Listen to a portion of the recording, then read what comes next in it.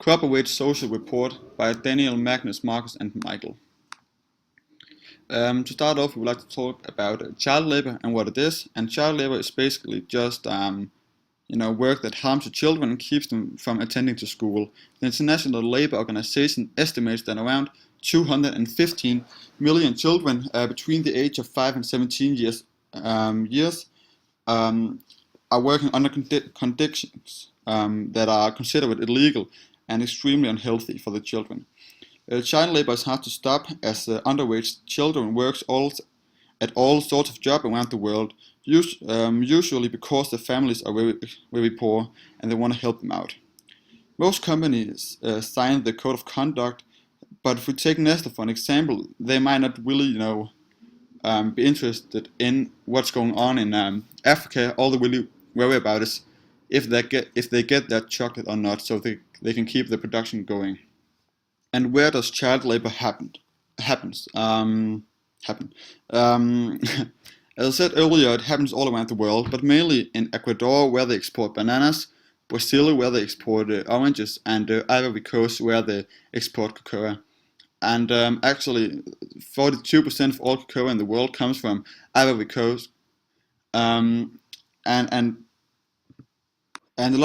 a lot of these children actually is actually not coming from Ivory Coast. A lot of them are coming from Mali, where they're really poor, and then usually someone tells them that if they follow them, they will make a lot of money, and then they get on a bus that drives them to the borderline from between Mali and Ivory Coast, and then the kids get on a motorbike that transports them the rest of the way.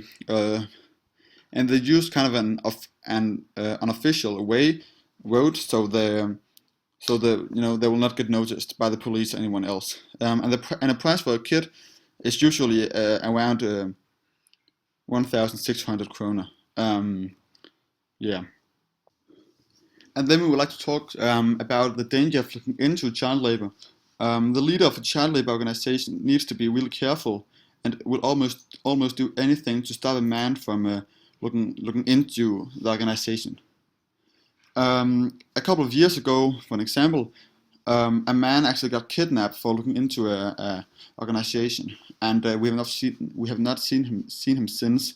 And that is a great example on how dangerous it actually can be. And then something about the prices, so you can see how much profit they actually are making on child labor. From the child labor organization to the middleman, 1 kilo of cocoa costed around 7 kroner. Then from the middleman to the company, it's 1 kilo for 14 kroner. And then from the company to the consumer, 1 kilo makes about 40 plates of chocolate, and one plate sells for around 30 kroner, which obviously is a huge profit. And that's one of the reasons why you are doing child labor, because it is so cheap, but it's not the right way to do it. Yeah, and I like to talk about what the Global Compact is. And let me start with the overview of the Global Compact. So, the UN Global Compact is a strategic political initiative for businesses that are committed to aligning their operations and strategies with 10 universally accepted principles in the areas of human rights, labor, environment, and anti-corruption. By doing so, business as a primary driver of globalization can help ensure that markets, commerce, technology, and finance advance in ways that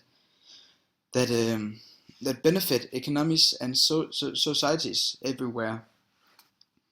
As social, political, and economic challenges and maybe opportunities, whether occurring at home or in other regions, affect business more than ever before, and many companies recognize the need to collaborate and partner with governments, civil society, labor, and also the UN. This ever-increasing understanding is reflected in the Global Compact's rapid growth, with over 20,000 corporate participants and other stakeholders from over 145 countries. It is the largest voluntary corporate responsibility initiative in the world. So, endorsed by the chief executives, the Global Compact is practical a kind of a framework, you might say, for development, implementation, and disclosure of sustainability policies and practices, offering some participants a wide spectrum of work streams, management tools, and resources. And this is all designed to help advance sustainable business models and also markets. So the UN is working towards the vision of a sustainable and inclusive global economy, which delivers lasting benefits to people, communities, and also markets. And the way to realize these visions is to mainstream the Global Compact's 10 principles in business strategy and operations around the world, and also to catalyze business action in support of UN goals and issues with emphasis on collaboration and collective action. Um, with these objectives in mind, the Global Compact has shaped an initiative that provides collaborative solutions to the most fundamental challenges, which is facing both business and society.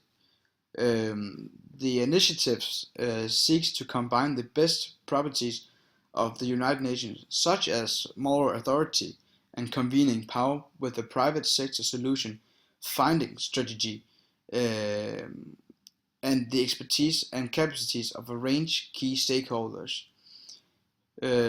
So the Global Compact is also global and local, private and public, voluntary and yet accountable. Um, so to summarize all up, or that's not now. Sorry. Finally, the Global Compact incorporates a transparency and accountability policy, which is known as communication on process, which is also known as the COP.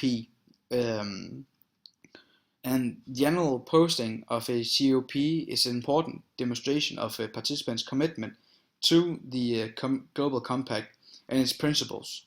So, by participating, there are some steps you are required to follow, and you are mainly required to follow this policy as a commitment to the transparency and disclosure.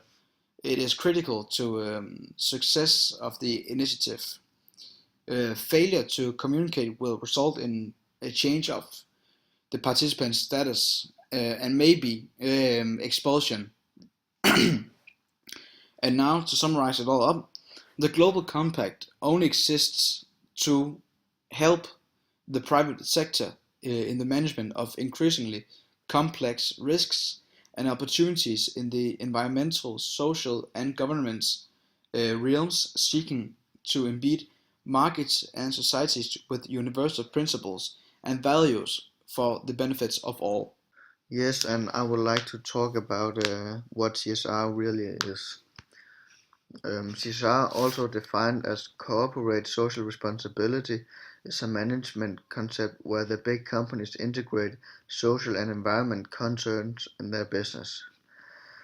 The companies show social responsibility and in dialogue with the stakeholders handle with social, environmental, and related problems and ethical challenges.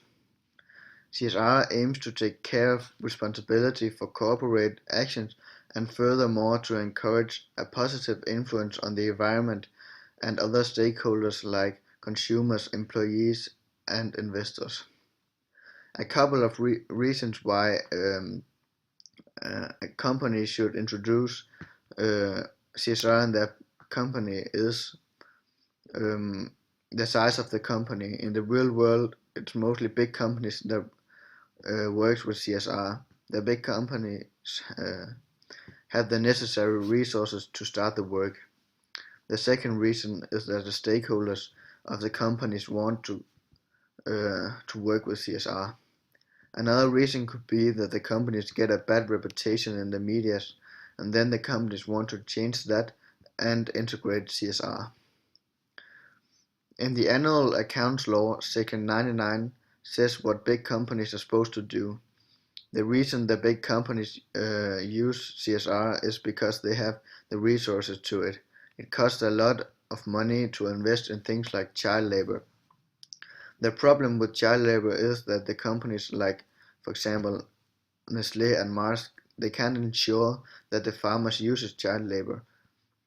The child labor means a lot to the world, and if the rumors about child labor get into the media, um, it will be a big problem for the companies, for the big companies like Nestle and Mars. So basically, there's a lot of competitive advantage with CSR, and some of them could be improved productivity, improved brand image, and changed customer loyalty, and a better decision making and risk management processes. So in the end, it's a good idea to integrate CSR in big companies, especially for the big companies who want to send a good signal out to the world. Yes, and then I would like to talk about code of conduct and what it means. And first of all, when we talk about code of conduct in general, then it's about the different rights and wrongs in terms of the company and their rules. These rules are all about how to treat staff members, the education of younger people, the consumers, the environment, the climate, or just the society as a total. Another thing is code of conduct is also about what a company demands of their suppliers in terms of the social, ethical, and the environmental conditions. Um, and then I would like to talk about what are the companies using the code of conduct for. And here we can say that the companies are using the code of conduct as a kind of safety net, which should be a guarantee for safety, which hopefully should avoid the biggest failures with, for example, a company's suppliers. And we all know the large international companies such as IKEA and Nike who have been hit by revelations about the conditions for the suppliers. Um, Here, the most basic employee rights haven't been respected, and the two companies have also been using child labor. Therefore, today are many companies composing ethics, um, what we also are calling the code of conduct for their suppliers to prevent this significant risks. Another thing is that the companies are using the code of conduct as a way to promote themselves. If the code of conduct is good in a company, then it might result in a positive way for the company's reputation as the company or the organization shows or finds it valuable to work in a big case that does something good for the world or for the company itself. Yes, and then last we have looked at Nestlé's code of conduct. And first of all, we can say that it's very important for Nestle to have a good and efficient code of conduct, and Nestlé's reputation remains one of the company's most important assets today. Nestlé's code of conduct considers many different values and principles which the company Nestle has committed to worldwide. The general code of conduct for the Nestlé's employees are, as we can see on the screen, to avoid any conduct that could damage or risk Nestlé